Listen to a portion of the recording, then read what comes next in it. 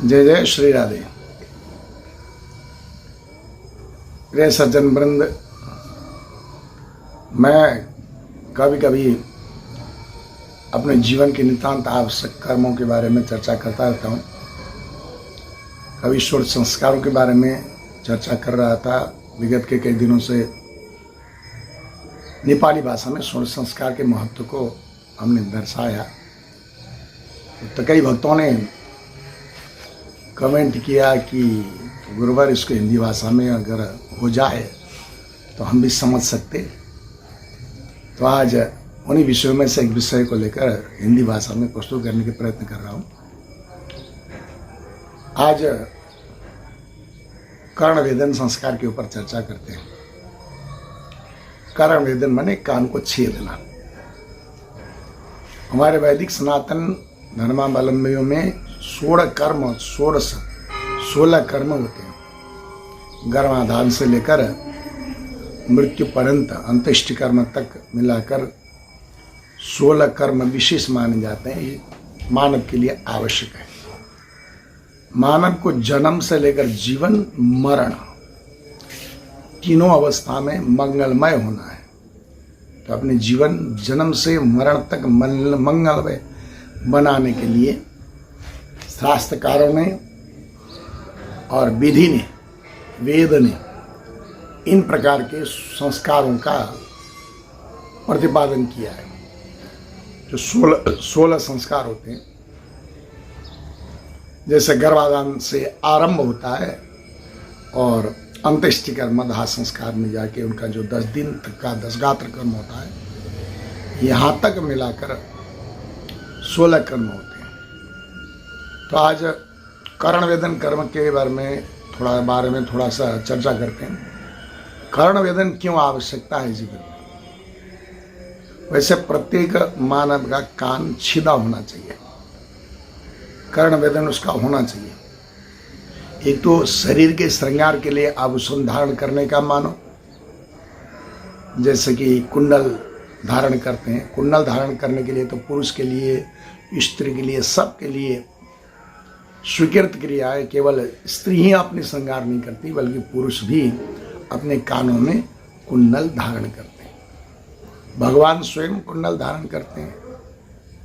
मकराकृत कुंडल भगवान के कानों में धारण किया है। ऐसा शास्त्रों में, श्लोकों में, भगवान के स्वरूप के वर्णन में कई बार हमने सुना है और व्याख्या भी किया है। भगवान के कुंडलों की चर्चा भी हुई है कथाओं में। एक तो भगवान श्रुति की रक्षा के लिए स्वयं कुंडल धारण करके जीवात्मा को संकेत करना चाहते हैं कि तुम कुंडल धारण करो। अच्छे वस्तुओं को, अच्छे शब्दों का श्रवण करो, बाकी शब्दों का श्रवण मत करो। जो शब्द तुम्हें संसार में फंसाने वाले हैं, दुख के दलदल में फंसाने वाले हैं, उन संस्कार, उन शब्दों से, उन गीतों से दूर रहो। भगवान की प्रिय शब्दों से प्रेम करो, उसी को सुनो। वेद कहता भी है, भद्रम कर्णे भी सुनयाम, कानों के द्वारा अच्छी बातों को सुने, बताता है। तो इसलिए कर्ण वेदन करके सुंदर कुंडल धारण करके उन कुंडल में लगे हुए छोटे छोटे जो घुंघरू होते हैं, दाने होते हैं, वो आपके चलते फिरते जीवन में उनके टकराने से एक मधुर शब्द बनता है। तो कुंडल बनाने की वो जिन धातुओं से बनता है, उनकी दानों की टकराव से, जैसे झुमका पहनती हैं माताएं, तो चलते समय उन झुमकाओं के टकराव से एक प्रकार का मधुर मधुर सूक्ष्म, दूसरे को व्यवधान भी नहीं करे और अपने को आनंद मिले, ऐसा मधुर शब्द निकालता है। वो शब्द मिश्रित होने के बाद, बार बार टकराने के बाद, वो शब्द बार बार दोहराने से, बार बार तरंगित होने से ओमकार ध्वनि में परिणत हो जाता है। तो वो धीरे से एकदम सूक्ष्म, जो चित्त लगा के सुनते हैं वही सुन पाता है। तो एक ओमकार ध्वनि, ओम ऐसा ध्वनि बन जाता है, जिससे बाहर की विषय रूपी शब्दों को सुनने की आवश्यकता नहीं है। केवल अच्छे ओमकार तो सारा सृष्टि का एक सार अंश है, एक बिंदु है। तो उसका चिंतन करने के लिए कुंडल धारण करते हैं और कर्ण छेदन भी इसलिए करते हैं। ये तो हुआ अध्यात्म पक्ष। वैज्ञानिक पक्ष में शरीर की रक्षा के दृष्टि से कर्ण वेदन किया जाता है, कानों को छेदा जाता है। हमारे शरीर में 3 प्रकार के नाड़ियां होती हैं, सब जानते ही हैं। सुषुम्ना नाड़ी होती है, जब तक बालक गर्भ में रहता है तब तक वो सुषुम्ना नाड़ी सक्रिय होती है। जब बालक माँ के गर्भ से पैदा होने के बाद उसका नाड़च्छेदन किया जाता है, फिर सुषुम्ना बंद हो जाती है। बाकी 2 नाड़ियाँ होती हैं, ईड़ा और पिंगला। ईड़ा और पिंगला नाड़ी जागृत हो जाती हैं और इन्हीं से शरीर चलता है और शारीरिक कर्म हो जाते हैं। यौगिक कर्म करने के लिए सुषुम्ना नाड़ी की आवश्यकता होती है। नाड़च्छेदन के बाद वो सुषुम्ना नाड़ी सर्वव्यापक होकर शरीर में रहते हुए भी वो सिकुड़ जाती है और 6 जगह जाके वो अपनी जगह को सिकुड़ के स्थान बना लेती है। मूलाधार से लेकर सहस्रार चक्र तक 6 चक्र होते हैं। इन्हीं 6 चक्रों के आसपास ये सुषुम्ना नाड़ी बिल्कुल चक्र की भांति लिपट जाती है और संकुचित हो जाती है। आवश्यकता नहीं समझा जाता शरीर को, इसलिए नाड़ी अपने आप ही संकुचित हो जाती है 6 जगह से। उसी को यौगिक क्रिया में षड चक्र बोलते हैं। मूलाधार से लेकर सहस्रार चक्र तक के ये षड चक्र होते हैं। प्रत्येक चक्र को उस किसी योगी को योगिक क्रिया द्वारा अपनी सुषुम्ना नाड़ी को जागृत करने के लिए योग क्रिया द्वारा सबसे पहले मूलाधार में लिपटी हुई उस कुंडलिनी रूपी सुषुम्ना को जागृत करना होता है। मतलब उसमें प्राण वायु को संचार करना होता है। जो प्राण वायु अभी हम इस शरीर के माध्यम से ईड़ा और पिंगला के माध्यम से शरीर में संचार करते हैं, उसी प्राण वायु को वो बंद मुख खुलवा के फिर उसमें प्राण वायु को संचार कराने की जो अभ्यास है उसको योगाभ्यास बोलते हैं। योगी जन ऐसे ही करते हैं। तो प्राण वायु संचार करने के बाद वो फूलने लग जाता है और सिकुड़ी हुई और घूमी हुई उच्च चक्र से फिर शरीर में व्यापक होने लगती है। मूलाधार से नीचे जितने जगह उसको पहुंचना है, नका नीचे एड़ी से लेकर मूलाधार तक जितने भी जगह सुषुम्ना को आवश्यकता पड़े तो वो मूलाधार से खुली हुई वो चक्र की जो सुषुम्ना नाड़ी शरीर में प्रवेश करती है। फिर उसके बाद मूलाधार के ऊपर स्वादिष्ठान, यहाँ आने के बाद फिर उस क्षेत्र के अंगों में, उस क्षेत्र के अंग प्रत्यंगों में जहाँ सुषुम्ना की आवश्यकता पड़ती है, फिर वहाँ लिपटी हुई वो चक्र फिर धीरे धीरे खुल के उन सारे अंगों को स्पर्श करके अपनी चेतना को वहाँ तक पहुँचा देती है। इसी तरह से 6 शरीर के 6 भाग विभक्त होने के बाद सब अंगों को चैतन्यशील करते हुए वो फिर वो प्राणवायु के साथ साथ आज्ञा चक्र से भी उड़कर सहस्रार चक्र में जाके उसका अंत होता है और पूर्ण रूप से सुषुम्ना नाड़ी खुल जाती है। जिसका पूर्ण रूप से सुषुम्ना मार्ग खुल जाए वो समाधि की स्थिति में पहुंच जाता है। उसको भूत भविष्य वर्तमान का ज्ञान होने लगता है। इसलिए त्रिकालदर्शी योगी कहते हैं, उनको तीनों कालों का ज्ञान होने लगता है उस चक्र के उत्थान के द्वारा। तो यह कर्ण वेदन, कर्ण छेदन की महिमा को दर्शा रहे थे। तो आवश्यकता क्यों है? क्योंकि हम जन्म से गृहस्थ में और गृहस्थ धर्म को स्वीकारेंगे। योगी तो कोई बनने से रहा, कोई योगी बनना चाहता है। योगी बनने वालों के लिए तो सुषुम्ना नाड़ी बहुत ही लाभदायक और उपयोगी है, परंतु सांसारिक कर्म करके अपनी भक्ति मार्ग के द्वारा भगवान को पाने वाला अथवा संसार के ऐश्वर्य को पुरुषार्थ के द्वारा प्राप्त करने की इच्छा रखने वालों को ये सुषुम्ना नाड़ी की कोई आवश्यकता नहीं है। इसलिए इसको जगह जगह सिकोड़ के घुमा के चक्र बना के रखा है। तो उसमें आज्ञा चक्र बहुत महत्व रखता है। तो आज्ञा चक्र के पास दिमाग के हर क्षेत्र को चैतन्यशील करने के लिए, जागृत करने के लिए वो आज्ञा चक्र में प्रचुर मात्रा में सुषुम्ना नाड़ी लपटी हुई चक्राकार में लपटी हुई मिलती है, जो कि उसको सबसे ज़्यादा कान और कान के आसपास वाले जो कर्णपट्टी है उनके आसपास में वो लिपटी होती है। तो वहाँ लिपटी हुई उस सुषुम्ना को खंडित करने के लिए कर्णवेदन किया जाता है। खंडित न करने से क्या होता है, कभी कभी अनायास ही हमारे शरीर में खान पान से और उठ बैठ व्यवहार व्यायाम इत्यादि से अनायासी प्राणायाम इत्यादि से अनायास ही सुषुम्ना जागृत होने लग जाती है और उसमें वायु का प्रवेश होता है। अब हम योग के द्वारा प्राणवायु तो प्रवेश नहीं करा पाते हैं, लेकिन उस अनायास जागृत होने के कारण अन्य अनावश्यक वायु उस सुषुम्ना में प्रवेश हो जाए तो वो विकार पैदा कर देती है और शारीरिक कष्ट उत्पन्न हो जाता है।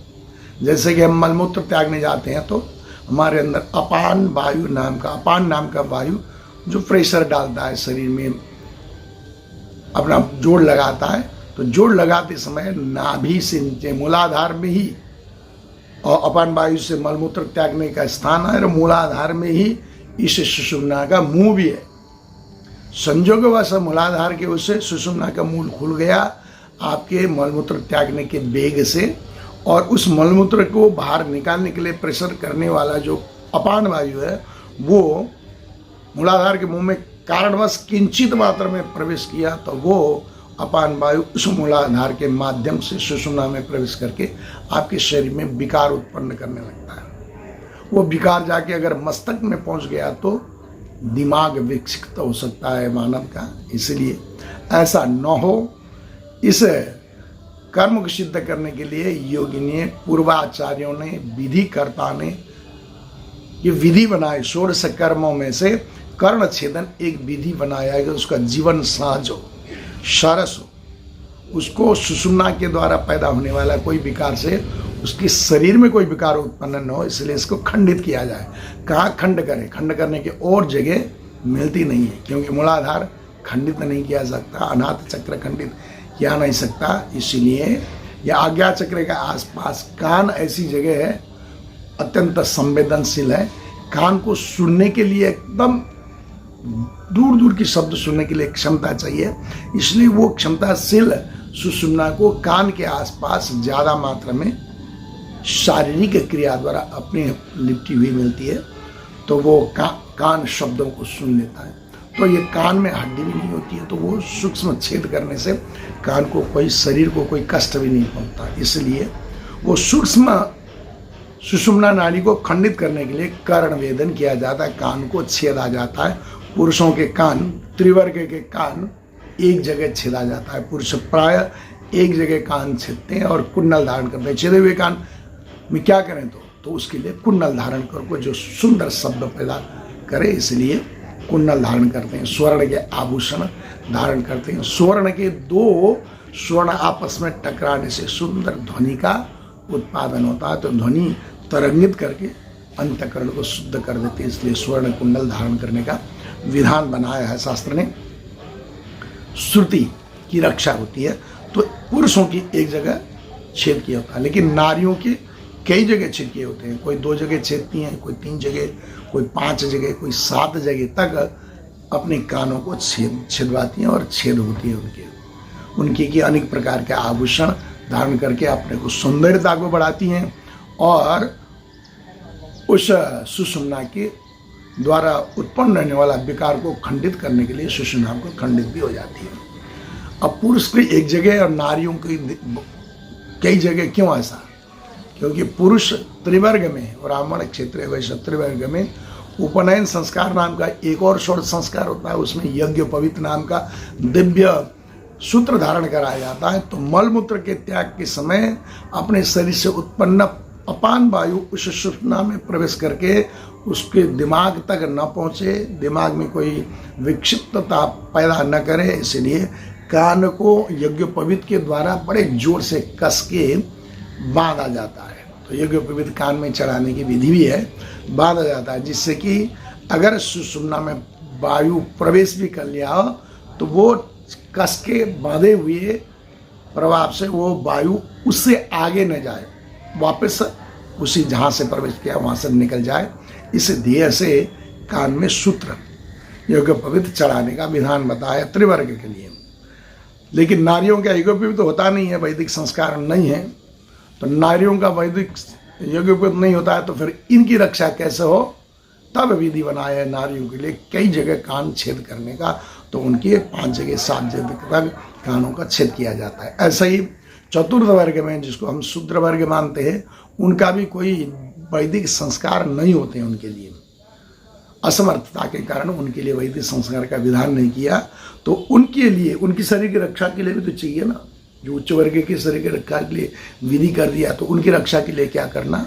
तो उसी प्रकार से जिस तरह से नारी की रक्षा के लिए विधि बना दिया गया है, उसी प्रकार के शूद्र वर्ग के लोगों की रक्षा के लिए भी जो वैदिक कर्मों से वंचित हैं, उनके लिए भी कर्ण वेदन का विधि बना दिया। वो भी अपने कानों को कई जगह छेदन कर सकते हैं।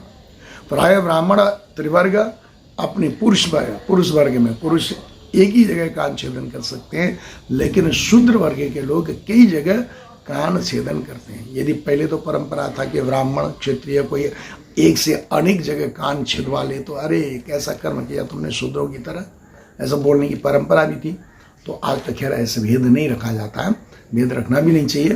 पर रक्षा के लिए जो ब्रह्म कर्म को संभाल नहीं पाता, वो शूद्रवत आचरण करता है, तो उसके लिए कई जगह कान छेदन करने का विधि बताया है। ये है कान छेदन करने का कर्ण वेदन का रहस्य। मानव जीवन के जो 16 संस्कार हैं, प्रत्येक आध्यात्मिक संबंध से साथ साथ शारीरिक और भौतिक वैज्ञानिक संबंध से जुड़े हुए हैं। समय समय में आप सभी को ऐसे प्रसंगों को, दिव्य प्रसंगों को सुनाते रहेंगे। ज्ञान होना चाहिए कि हमारे वैदिक सनातन परंपरा में इन प्रकार के 16 संस्कारों को क्यों आवश्यकता है, क्यों माला धारण करते हैं, क्यों चोटी रखते हैं, क्यों तिलक लगाते हैं, क्यों कान में कुंडल धारण करते हैं, क्यों यज्ञ पवित्र धारण करते हैं। इन सब विषयों का ज्ञान रखना आवश्यकता है। ज्ञान नहीं रहेगा तो फिर हम उसके लिए आलोचना प्रत्यालोचना करने लगते हैं, निंदा हो जाती है। बिना समझे, बिना बूझे, बिना शास्त्र का पूर्ण ज्ञान अध्ययन किए किसी की निंदा स्तुति नहीं करना चाहिए। जय श्रीमन नारायण। फिर भी मिलते रहेंगे।